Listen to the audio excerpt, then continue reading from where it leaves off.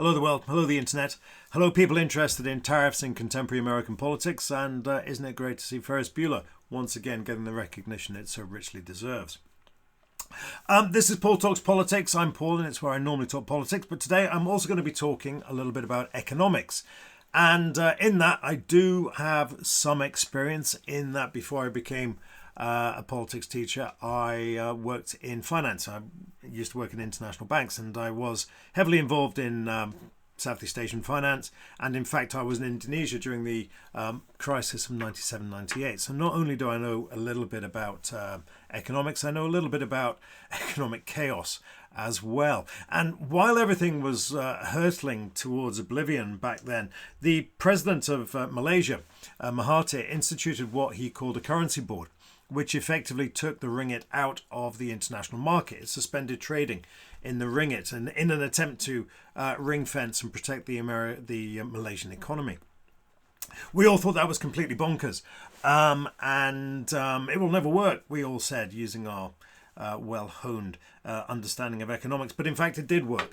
And so perhaps there is an argument that when everything's going bonkers, the right thing to do is something bonkers. But on that, two things. First of all, Mahathir did not trigger that economic crisis. And if I remember correctly, Malaysia was not the leading global economy at the time. Neither was the ringgit, the currency of international reserve. I should probably check that. Fairly sure on this one. No, it wasn't. So perhaps that is not a fair comparison. And instead, we should try to look at what is happening in America, whether or not this economic policy, for want of a better word, has any merit to it, and perhaps more importantly, how that's going to help you in your politics exam. And we'll come back and look at that right after these messages. See you in a second.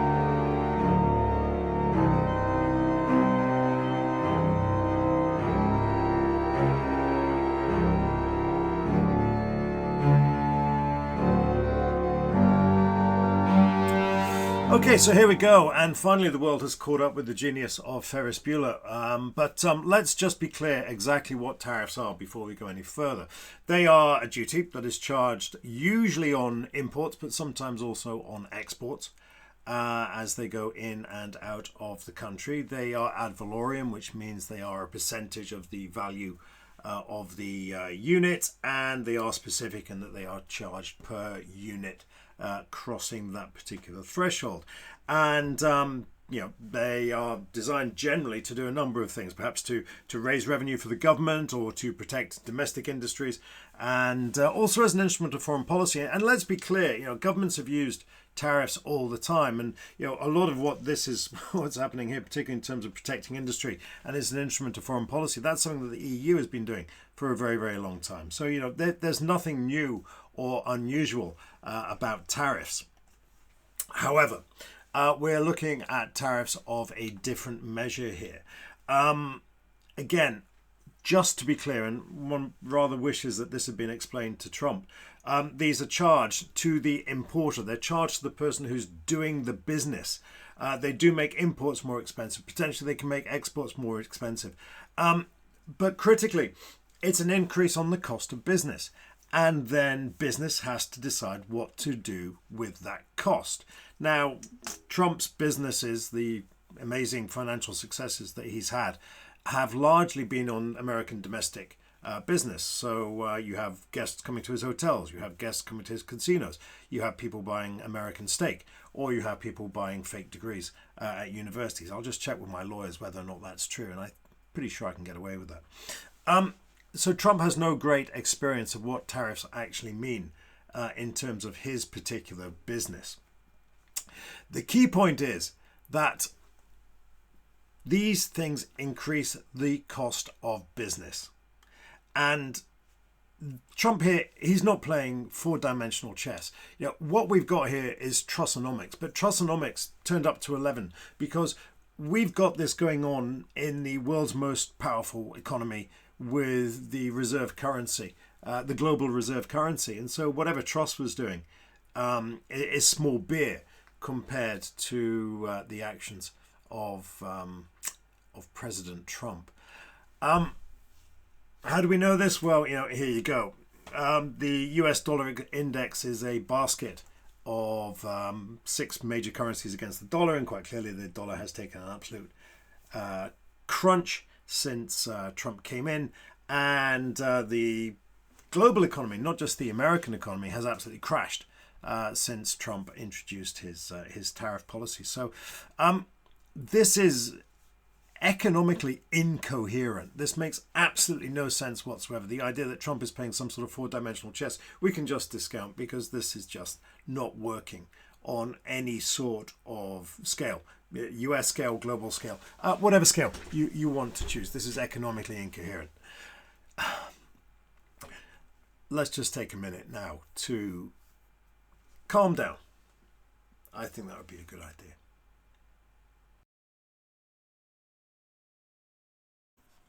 Sometime later. Now, let's just go back and start at the beginning. Let's go to the Constitution. Now, as I've explained in previous videos, the Constitution is an amazing piece of document, but in some areas it is alarmingly vague. One of those areas is customs and duties, where the Constitution... no, that's pretty specific really, isn't it? The Constitution there says that it's Congress that has control of duties and imports and excises, and it's Congress's job to regulate commerce with foreign nations. That's what the Constitution says, Article 1, Section 8. It's incredibly clear. And yet here we have the President, whose job normally would be to negotiate treaties and act as chief diplomat. The President here has taken control of this particular area of American economic policy. And where the Constitution inevitably tees up conflict, that whole idea of the Madisonian separation of power and checks and balances, here it should be fairly clear. Congress is in charge of regulating foreign trade. The President does the diplomatic stuff. So how have we got to this particular point, even when the Constitution appears to be clear? Well, now we get into how this seems to have worked. Essentially, Congress has taken that power and it has delegated it to the President through 3 particular bits of legislation. The Trade Expansion Act, the Trade Act, and the International Emergency Economic Powers Act, particularly that last one. Trump's invoked that, and that's kind of the first time it's been happening. Most of the other stuff that we've been looking at, or most of the other stuff that we will be looking at, goes through the 2 trade acts there. And again, there's nothing new here. Presidents have been using tariffs to regulate or to influence economic trade and to impose foreign policy, going all the way back there. But what these particular things illustrate is that we are looking at specific aspects of policy, whether it's motorcycles or whether it's tires or steel and aluminium there, and semiconductors, and all of these things are specific and they normally have a time limit. What Trump has done is entirely unprecedented. He has introduced blanket tariffs across every country in the world that seems to trade with America and several that don't. And there doesn't seem to be any immediate end to that tariff policy. Before we get into that, let's look at what this means for the Constitution. And let's look at what this means for the separation of powers. Now, that gentleman there, that's Jeffrey Marshall. And I raise him because I remember in a tutorial many, many years ago when he whipped out this particular bit, delegata potestas non potestas delegati. Delegates cannot delegate. To those who have delegated power, they can't then take that power and delegate it to somebody else. Now, I mentioned this in so many lessons about the separation of powers over the years. And it just confused the students, and it didn't really seem to be relevant. And yet here we are.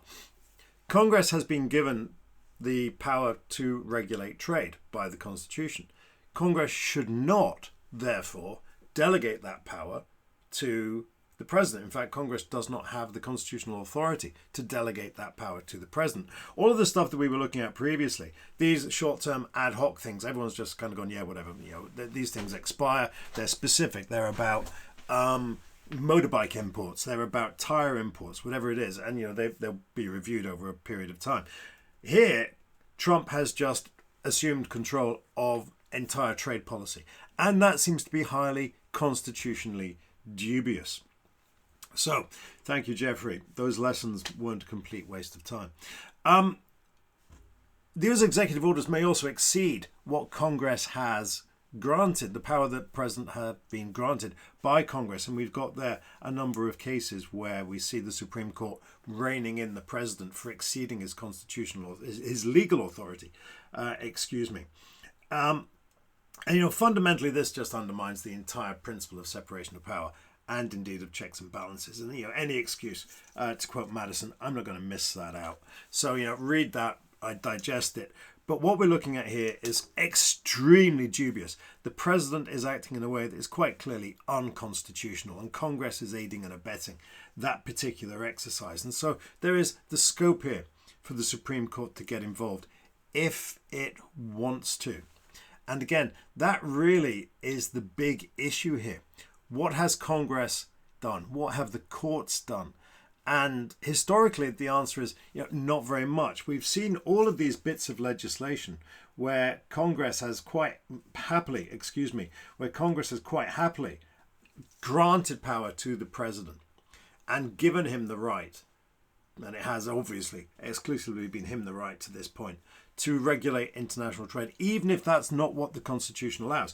The Supreme Court, on the other hand, has consistently found different ways of sitting on its hand and not getting involved when issues of trade policy or issues of regulating international trade have come before it. So in this sense, both Congress and the Constitution have been negligent in their exercise of constitutional duty. And given all of that we've got to this particular point should not come as a massive surprise.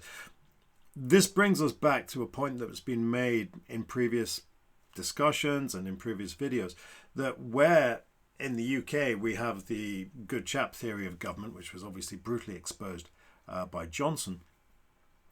In the United States, we've had what looked like a fairly robust system of checks and balances and separation of powers. But in reality, we've seen that being eroded on the basis that the president wasn't going to take the complete and utter, insert swear word of choice.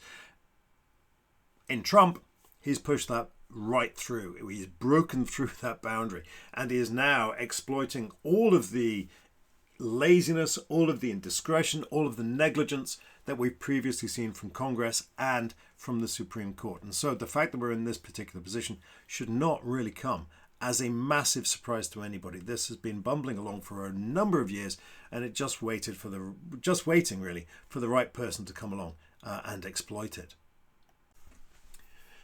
So what does all of this mean? Well, it means that at one end of the scale, American trade policy has been inconsistent. At the other end of the scale, it's been downright unconstitutional, but no one has been bothered to do anything about that, neither Congress nor Supreme Court, nor indeed the American people until now. And perhaps the reason for that is that America, newsflash, has done fairly well out of the post-war economic settlement. We've been living in an American-dominated global economy since 1945. And America has done fairly well out of that. Now, recently, obviously, Trump has been able to turn that into a political weapon. He has inculcated a sense of economic grievance about a global economy that was designed in America's interest. Now, the reasons why that might have had some traction are way beyond the scope of this particular video, but I invite you to explore where they might be, and I'll link off to some useful documents that might help you with that. But coming back to this point, everybody has turned a blind eye to the blatantly unconstitutional aspect of American trade policy. But then, of course, we have the Trump coming in, and this here is really just an edited highlights of the economic chaos that has been unleashed by the White House since he came in. And this has got nothing to do with a lot of the backtracking and a lot of the bluster and a lot of the sound and fury where he's promised to introduce tariffs but has failed to introduce tariffs.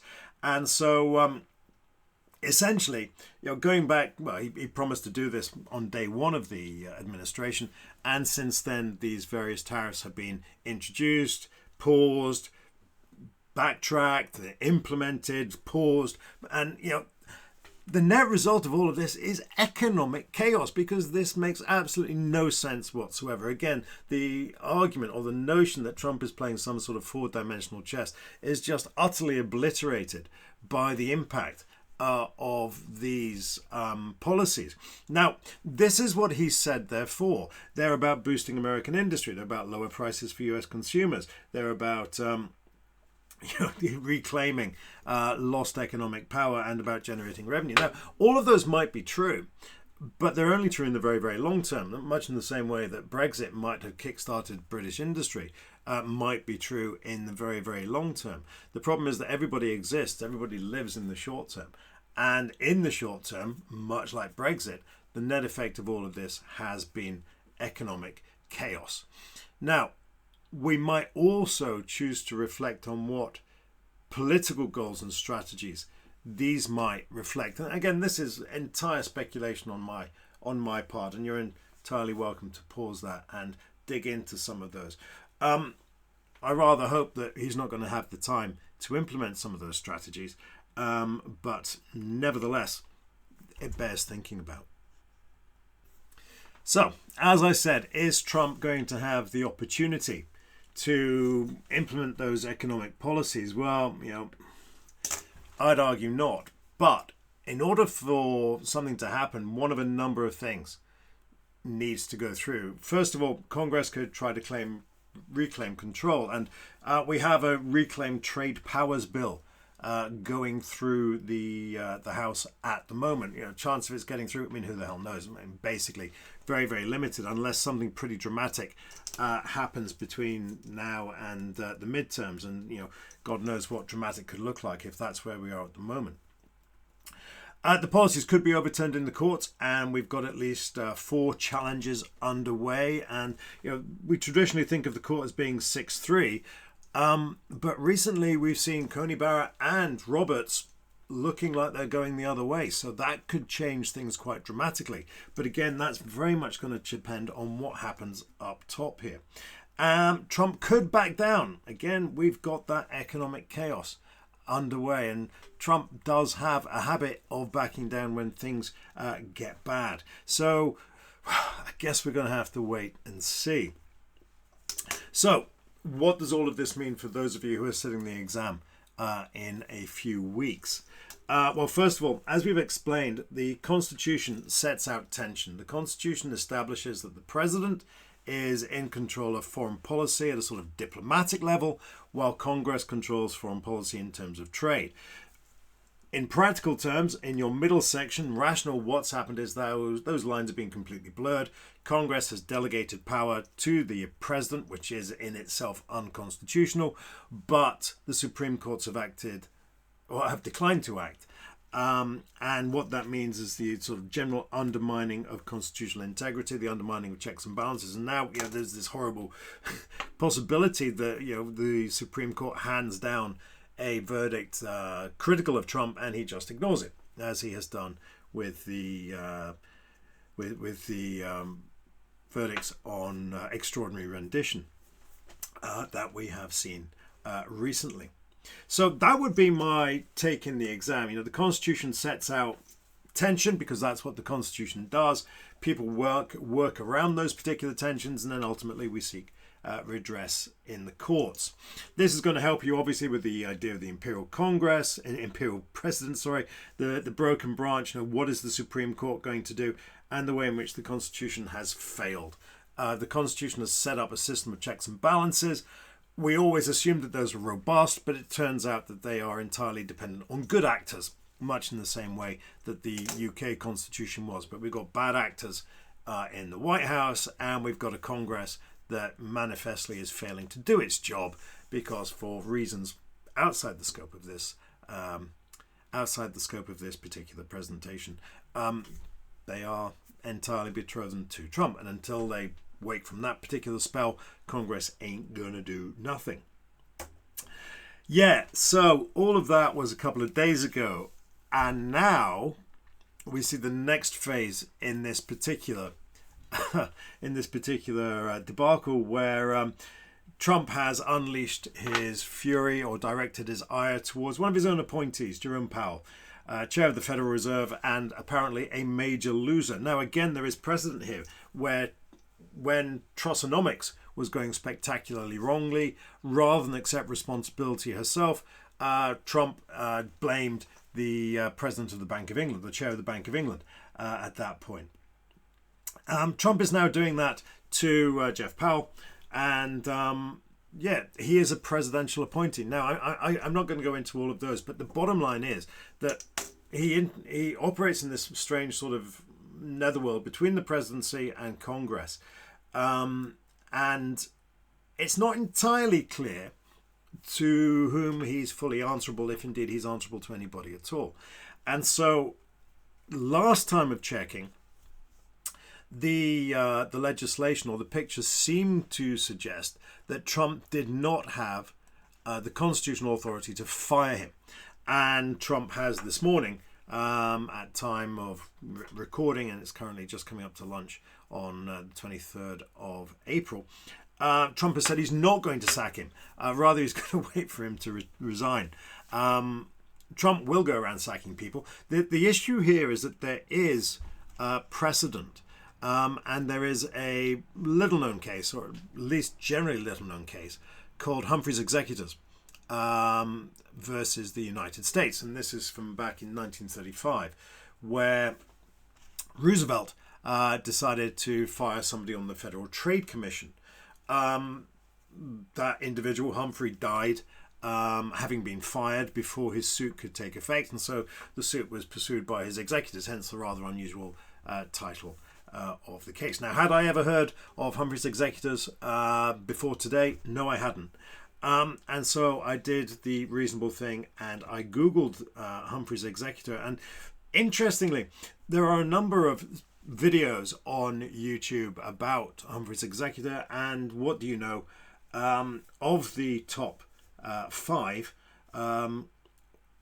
six, four of those are filed by the Federalist Society. And you know what? They seem to think that Humphrey's Executor doesn't apply in this particular instance because the chairman of the Federal Reserve is answerable to the president, not to Congress, and so this is not precedent. Now, again, as you can see there, have I had time to watch all of these? No, I have not.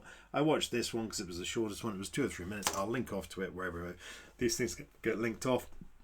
But suffice to say, depending upon how things spin out over the next however long, you'll probably hear an awful lot more about Humphrey's Executor, and we'll hear an awful lot more about what Trump can and cannot do with tariffs, and the extent to which Congress is prepared to tolerate this, and indeed how long the American public are prepared to tolerate this, because this is going to start to hit them in the pocket very, very soon. You may have heard of the phrase the 401k. 401k is essentially American pension pots. American pension pots tend to be quite heavily invested in US stocks and to a certain extent US bonds. They're not massively diversified, and so if the economy is tanking, then these pension pots are going to start tanking as well. And Trump can only defy that sort of gravity for so long.